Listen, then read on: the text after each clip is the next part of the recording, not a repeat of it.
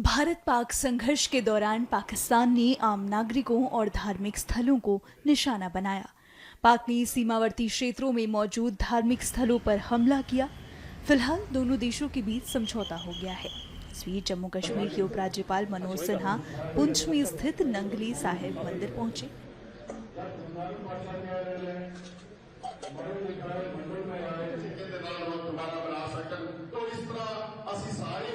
यहाँ उन्होंने गुरु नानक देव जी के सामने माथा टेका और फिर अपना संबोधन दिया। मास्टर संजीव जी ने उन्होंने 13 साल का बेटा पाकिस्तान द्वारा चलाई गई बमबारी में इन लोगों की शहादत हुई। मैं उनकी पूरी स्मृति को नमन करता हूँ, प्रणाम करता हूँ। वो लोग घायल हुए, जम्मू मेडिकल कॉलेज में कुछ लोगों से मेरी मुलाकात हुई। तत्परता के साथ उनके उचित इलाज का प्रबंध किया। ईश्वर की कृपा से घायल सभी लोग ठीक है। अनेक लोग बड़ी कहानियां मेरे को उनकी बताई गई, मैं नहीं जाना चाहता हूँ। 12 वर्षीय जुड़वा भाई बहन पूरा फातिमा और जैन अली, उनको मैं विशेष रूप से श्रद्धांजलि देता हूँ। गैर पाकिस्तानियों की नापाक हरकत के निशाना बने थे। उनके पिता रमीन जी गंभीर रूप से घायल थे और व्यक्तिगत रूप से भी अस्पताल में उनसे मिला था और ईश्वर कृपा से उनका स्वास्थ्य बेहतर है और मैं उम्मीद करता हूँ कि जल्दी भी छुट्टी मिल जाएगी। हम सब जानते हैं 22 अप्रैल को गांव को वैसल घाटी पाकिस्तान द्वारा भेजे गए आतंकवादियों ने जिस तरह से निर्दोष और निरपराध पर्यटकों निशाना बनाया, उसमें छपने जानी चाहिए। पूरे देश में इसको लेकर के उनका रोष था। माननीय प्रधानमंत्री जी ने, भारत सरकार ने हिंदुस्तानियों के आग्रह को देखते हुए बात स्पष्ट कर दी थी कि आतंकवादी और उनको प्रश्रय देने वाले लोगों के खिलाफ ऐसी कार्रवाई की जाएगी, ऐसा सबक दिया जाएगा जो सपने में भी उन्होंने नहीं सोचा। पूरा हिंदुस्तान चाहता था कि कार्रवाई हो, बड़ी कार्रवाई, और उसको दृष्टिगत रखते हुए 6 और 7 मई की रात भारत की सेनाओं ने, हमारी सेनाओं के बहादुर अफसरों और जवानों ने 9 टेरर कैंप्स ध्वस्त किए, 100 से ज्यादा आतंकवादी मारे गए। और पाकिस्तान को पता भी दिया गया कि हम निर्दोष नागरिकों और मिलिट्री स्टेब्लिशमेंट को निशाना नहीं बनाना चाहते हैं। हमारा उद्देश्य स्पष्ट है, आतंकवाद और उनके आकाओं को नहीं मिलना। लेकिन पाकिस्तान ने आतंकवादियों और उनके अड्डों पर हुई कार्रवाई को अपने ऊपर कार्रवाई मानी और फिर 6-7 की रात को ही 1 बजे रात के बाद, मुझे लगता है 1:30 बजे के आसपास, सबसे ज्यादा प्रभावित ये पुंछ शहर और पुंछ है। जम्मू कश्मीर के विशेष रूप से सबसे ज्यादा तबाही पुंछ में हुई है। रजौरी, पूरी सेक्टर, तंगधार, केरल, हमने अनेक बहुमूल्य जाने गंवाई है। ये कोई राजनीति का समय नहीं है।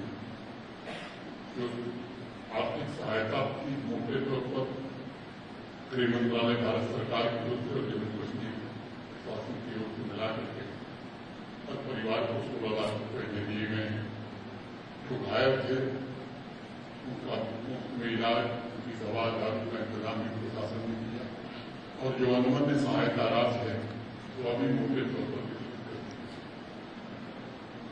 ये सच है कि मौत का कोई मुआवजा नहीं होता है।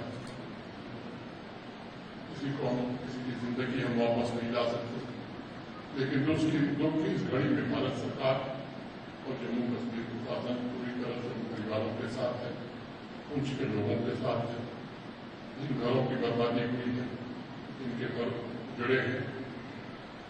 अधिकांश घरों को जो तात्कालिक सहायता डिजास्टर मैनेजमेंट में होता है वो दे दी गई है।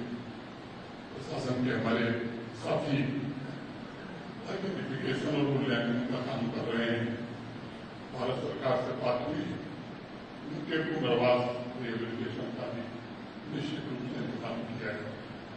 एक बात मैं जरूर कहना चाहता हूँ, जिन लोगों ने शहादत दी है इस हमले में, उनके नेक्स्ट उनके परिवार के सबसे नजदीकी व्यक्ति को सरकारी नौकरी भी जल्द दे दी जाएगी, ताकि परिवार और लेकिन एक बात हमें समझनी होगी, फैसल का जो हमला उसके पीछे की साजिश में जानी, जानबूझ करके हमला इस तरह से किया गया और जो धर्म पूछ करके लोगों को मारा, जिस तरह की कार्रवाई वहां हुई, मंशा बड़ी स्पष्ट थी। पूरे हिंदुस्तान में धर्म के नाम पर कोई न कोई बंटवारा विवाद खड़ा। इस पवित्र गुरुद्वारे पर भी जो हमला हुआ या पंजाब में जो हमला किया गया और उसके बाद जिस तरह से दुष्प्रचार किया गया, तो उसके पीछे भी साजिश यही थी कि हिंदू सिख मुस्लिम आपस में पड़े। भारत के लोग संकट के समय में सदैव देश के साथ हैं, खड़े रहे हैं। खासतौर से सिख कौम जो जब भी देश पर खतरा आया है, मुझे लगता है कि गुरुओं ने आपको यही प्रेरणा दी है कि राष्ट्र सुरक्षा सर्वोपरि है और काम आपने सदैव किया है। पूरे देश को आप पर गर्व है।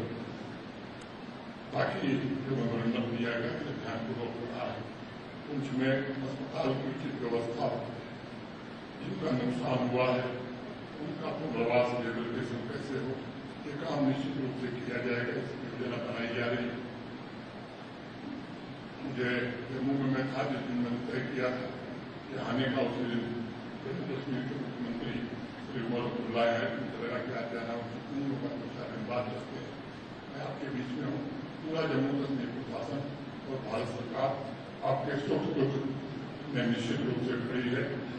और ये बात मैं जानता हूँ, चुनौती के समय देश के बहादुर प्रहरी के रूप जो पुंछवासी, सभी पुंछवासी जिस तरह से डटे हुए थे, भारत माता के वीर सैनिकों को नैतिक ताकत दे रहे थे, उसको भी मैं नमन करता हूँ। और मुझे गर्व है कि हमारा लोकतांत्रिक समाज संकट की इस घड़ी में एकजुटता और पीड़नकारी तत्वों के मंसूबों को सदैव विफल करता रहा है। मैं एक बार फिर आप सबके प्रति हृदय से कृतज्ञता ज्ञापित करता हूँ, मोहन जी के विशेष रूप से, और आप सबको भरोसा देता हूँ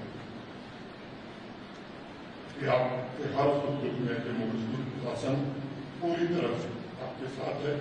माननीय प्रधानमंत्री जी, भारत सरकार के गृह मंत्री जी का संदेश भी है, जिन परिवारों पर पाकिस्तान ने गोलियां फंसाई हैं, उन परिवारों के पुनर्वास की मुकम्मल व्यवस्था की जाएगी और उसका एक कॉम्प्रिहेंसिव प्लान बना करके प्रशासन काम करेगा।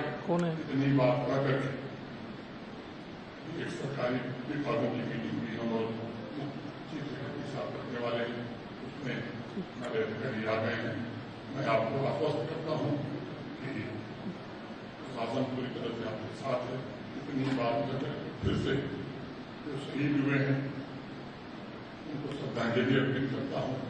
उनके परिजनों से अनुरोध करता हूँ कि आप धैर्य रखिए, आपके साथ आपको पूरे आपके परिवार, पूरे देश को गर्व है। जम्मू कश्मीर प्रशासन हो या भारत सरकार हो, आपके साथ पूरी ताकत से खड़ी है।